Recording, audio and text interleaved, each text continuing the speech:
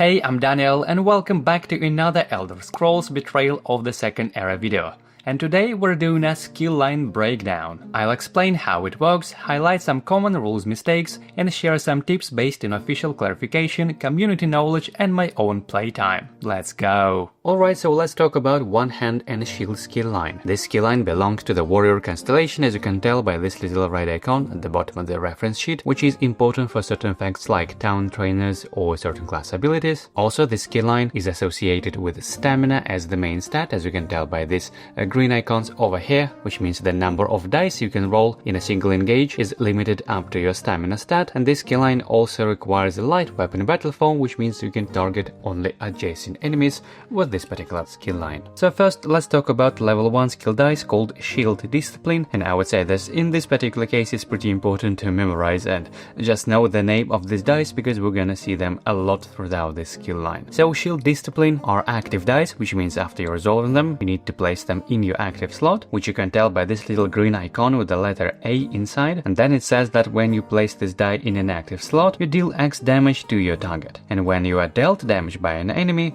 you may exhaust this die to prevent X damage. And I think in order to understand how it works, it's best to compare it with this normal basic combat skill dice first. So as you probably know, when you roll this basic combat dice in, let's say, your light weapon battle form, you deal damage with this dice, and then this dice is exhausted, which means you place them in your cooldown track. And when you roll the same dice in the defensive battle form like that, you roll this die, let's say this is the result you get, and then you place this die in your active slot, which means it kind of acts like a shield that can prevent 1 damage from the incoming attack. But Shield Discipline dice from the One Hand and Shield skill line, in light battle form, it kind of combines the effect of 2 of those effects from the combat skill line, which means you can first roll this die to deal damage to adjacent enemy, but then instead of exhausting it, you place it in your active slot, and then it acts as a shield. And as always, there are a couple of things you need to know about resolving this particular die. First of all, it says that you can deal damage to your target, and then you need to place this die in your active slot because it's an active die. But remember that you can always exhaust die from your active slot to your cooldown track at any time during your turn. So that means potentially,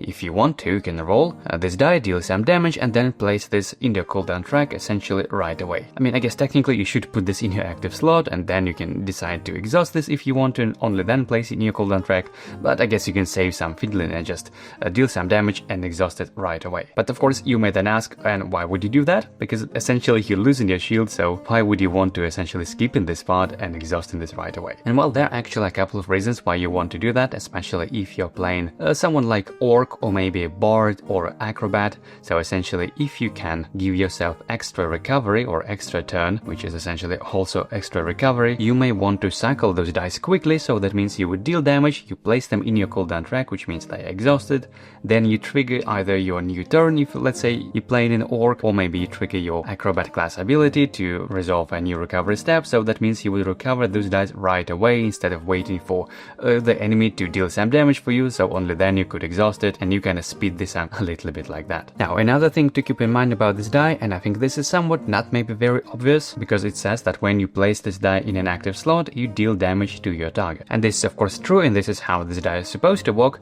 when you have a valid target. But let's say if you don't have any adjacent enemy, or maybe if the enemy is 2 hexes away, which means it's not a valid target for this particular battle form, can you still roll and resolve this die? And the answer is actually yes, because you can still roll this die, even though you're not dealing damage, you can still place this in your active slot, essentially just skipping some part of this die and resolving only the other part of this die. Of course, you not always want to do that. I would say, generally speaking, you would rather deal some damage with this die and then place it in your active slot, but there still could be some situations where you might maybe want to defend yourself a little bit, or maybe prepare for incoming ranged attack. So yeah, just keep in mind that you can still roll this die and place them in your active slot even without dealing damage to any targets if you don't have any targets adjacent to you. But of course, if you do have a target, then you must deal some damage to your targets and only then place it in your active slot. So it's not something that you can skip entirely for free. It is only provided that when you don't have a target to deal damage to. I hope it makes sense. And probably the last thing to know about this die is that you cannot split the value of this die in order to prevent multiple sources of damage. So let's say if you roll this die with number 2 instead of 1, it's the same on the basic combat dice. One of the 6 faces has this number 2,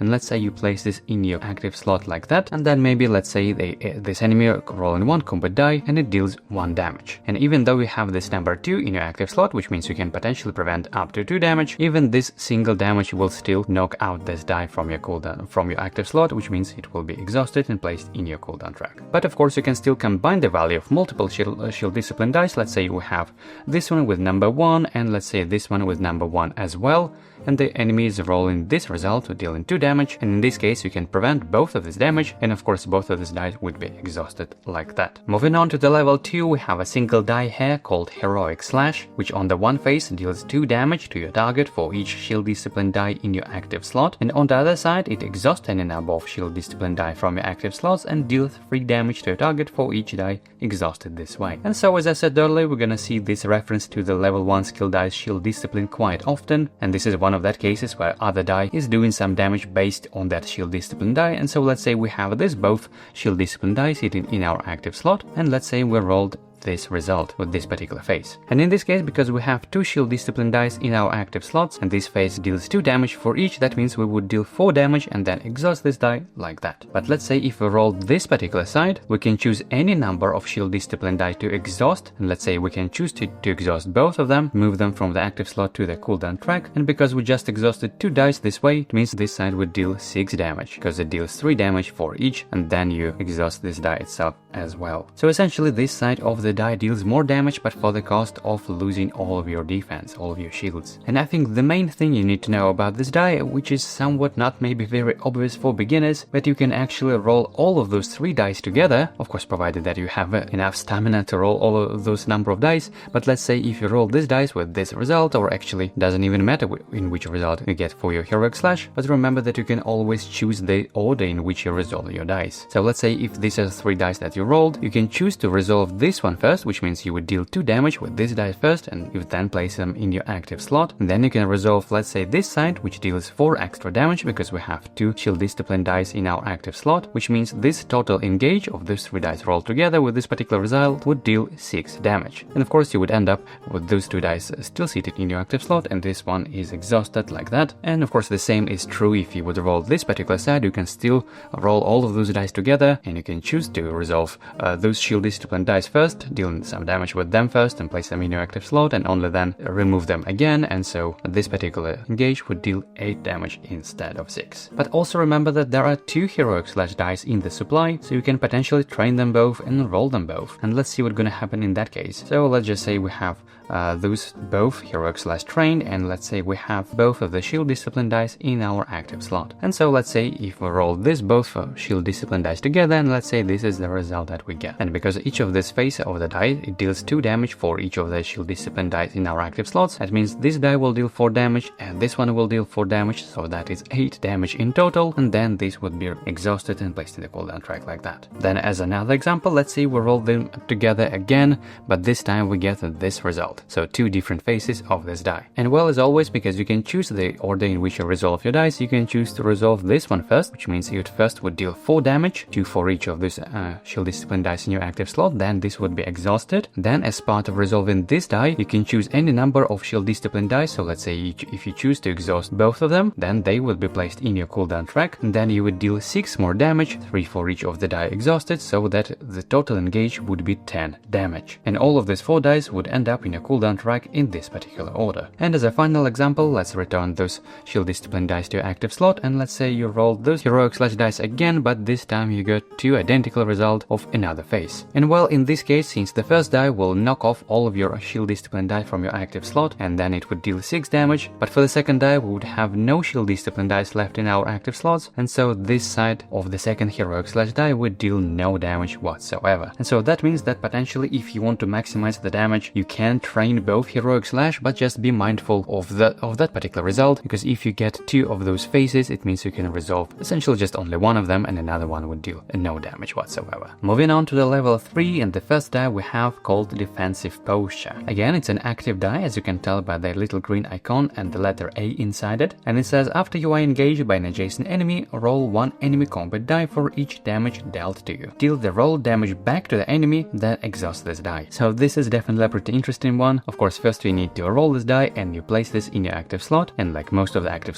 dice in your active slots, they just do nothing on their own, but after you are engaged by an adjacent enemy, it then can trigger and essentially deal some damage back, kind of like a reflect. And so let's say we have this Breton bandit engaging our adventurer, and they roll this single damage with their combat die. And in that case, we can choose to roll the same die back to the enemy and then exhaust this die. But now let's see if we still have this die in our active slot and the damage is rolling a single combat die again, but this time we got this number 2 as the result. And well, because the enemy dealt 2 damage, we can now roll 2 on enemy combat die against this enemy, so potentially if we're really lucky with the result, we can even deal up to 4 damage back. And of course, defensive posture would be resolved and exhausted like that. Now, as always, the devil in details and the terminology in this game is really important, because this particular ability only cares about the damage dealt by the enemy, which is not the same as the damage you are taking. So let's say you have this defensive posture in your active slot, and let's say you have this shield discipline die in your active slot as well with this number 2. And then let's say the enemy is rolling a single enemy combat die, dealing 2 damage with this particular side, and you can prevent all of the damage with your shield discipline die, which means you would take no damage, but you can still trigger this defensive posture and roll 2 enemy combat die back to this enemy, because it still deals 2 damage regardless of how much damage you actually took. So you're exhausting this die, and let's say you're dealing 3 damage back to the enemy, even despite the fact that you took no damage because you prevented that damage. And another thing to keep in mind, defensive posture, let's say you have it in your active slot again, and the enemy is engaging you and dealing this 1-2 damage, and regardless of whether it's taking some damage or not, you may choose to activate this effect or not. It's up to you, because maybe you would prefer to save this effect for some more dangerous enemy, for someone maybe like this bear who would roll 3 combat dice, which means this enemy would deal potentially more damage, and therefore you would potentially reflect back much more damage compared to this enemy who is just rolling a single enemy combat die. So this is completely up to you whether to use this effect or not, but remember and keep in mind that all dice sitting in your active slot are exhausted automatically at the end of battle. And the same is true, of course, for the basic shield discipline die. If they're sitting in your active slot, and maybe let's say you rolled even some combat basic die in defense, and maybe you have this defensive posture in your active slot as well, and then maybe let's say that you rolled this result of heroic slash, so you finish off the last enemy, which means this die would be exhausted, and that is the end of battle, because there are no enemies left, the objective is completed, and therefore all of those dice, they would be exhausted automatically as well, just as a normal part of the end of battle cleanup. And this is just something to keep in mind, especially since you can choose whether to use this defensive posture when you are engaged by the enemy or not, so you can potentially save it for some more hard-hitting enemy to deal more damage back, but just make sure to actually use it and not waste it just for nothing like that. Moving on to the next die of level 3, is called Shield Charge, and on one side it says recover any number of shield discipline dice from your active slots and cooldown track, and deal 1 damage to your target for each shield discipline die recovered this way. And on the other face it says deal 1 damage to your target for each 1 hand and shield skill line you have trained. So let's say we have 1 shield discipline die in our active slot and 1 in the cooldown track, and we roll Shield Charge with this particular side. And this side says that we can recover any of number of shield discipline dice, and remember that shield discipline is referred specifically to the level 1 skill dice, only them, and we can recover any number of them both from the active slot and the cooldown track. So in this case, because we have 2 dice, we can recover them back to the attribute row, make them available and ready for rolling again, and because we recovered 2 dice this way, this particular side would deal 2 damage. On the other face of the die, it's this one, we deal 1 damage to each 1 hand and shield skill die we trained, and this time is referred not to a particular skill dice but a skill line as a whole, and so we currently have 1, 2, 3, 4, 5 dice trained across 1 hand and shield skill line, and therefore this side would deal 5 damage. And I would say the most unique part about this particular die is that it has no misses. If you can look on every side, there is no misses. It's a flat 50% chance to get either this or that result, which means it's guaranteed to deal a minimum number of damage. In this case it would be 2 or a maximum up to 5 in this particular case. And so again, let's say we have both of our shield discipline dice in our active slot, and let's say this Breton bandit would just sit in at the last half chip, and because it has 1 defense, it means we would need to deal 2 damage in order to defeat this enemy. And so normally whenever you roll some normal other dice, you never know whether you'll deal some damage or you get a miss, so sometimes just to be safe you add in some extra dice to your engage, maybe hopefully to finish this off, maybe throw in some basic combat dice to your engage just just to be sure this will be the final blow. But with this shield charge you don't even need to do that, because you guarantee know that you will deal at least 2 damage in this case, because that's the number of dice of shield discipline dice specifically we have in our active slots, and we can deal even potentially up to 5 damage with this side, so you know exactly how much damage you can deal. So this is probably the most consistent and the most reliable source of damage out of this entire skill line. And finally, on to level 4, we have a single die called Power Bash, which says after this engage, remove all shield discipline dice from your cooldown track and active slots, then declare a target and roll the shield discipline dice as a free engage, applying the results as normal. So this Power Bash is kinda a little bit similar to shield charge in a way that it recovers dice, but instead of dealing damage with those recovered dice and ending up with those dice available in your attribute row, you're rolling them again, applying the result as normal. So let's say we roll all of those 3 dice together, 2 shield discipline die and 1 Power Bash, and let's say with this particular side we would deal 2 damage, then we place them in our active slot, then we'll resolve Power Bash, and it says that we can remove these dice from the active slot and then make essentially another engage, so rolling them again, in this case dealing 2 extra damage, and we could even potentially target another enemy. Let's say we had another adjacent enemy, we could deal this 2 damage, rolled as another free engage to, let's say, this enemy instead, and of course then these dice resolved as normal, which means in this case they would end up in our active slots. So as I said, this Power Bash is slightly similar to shield charge in a way that it recovers all shield discipline from your active slots and your cooldown track, but as I said, instead of just making them available sitting in your attribute row, you just roll them again against a new target or even the same target and then apply the damage and result as normal. So what do I think about this skill line, and maybe some skill recommendation and kind of general thoughts about skill line as a whole? And well, first of all, I think this one-hand and shield skill line is awesome. I think it's very thematic, there are a couple of cool mechanics here, and it's certainly very strong. As a matter of fact, it has one of the highest burst damage in the game, specifically if you train 4 shield discipline dice. So let's say instead of all of those dice, let's say you have 2 extra shield discipline and 1 extra heroic slash. Because if you roll all of those 6 dice together, and of course remember that you need to have that number of stamina trained as well, because the number of dice you can roll in a single engage is limited up to your stamina, but let's just pretend for a moment that we have all 6 stamina and we can roll all of those dice together, and if we have this particular side, all of our shield discipline die will deal 4 damage, then we have this result, let's say, of this side of heroic slash dealing 8 more damage, and this side is dealing 12 extra damage, which means this total engage would deal 24 damage, which is just mind-blowing. Though of course, as I said, it's a little bit tricky to roll both of the heroic slash dice together, so personally, and it's just my choice, I generally prefer to train shield charge instead. I just love the consistent and reliable damage that shield charge does, and it also helps to recover the shield discipline dice a little bit quicker, so yeah, I just love having this general engine runs more smoothly, even though it's slightly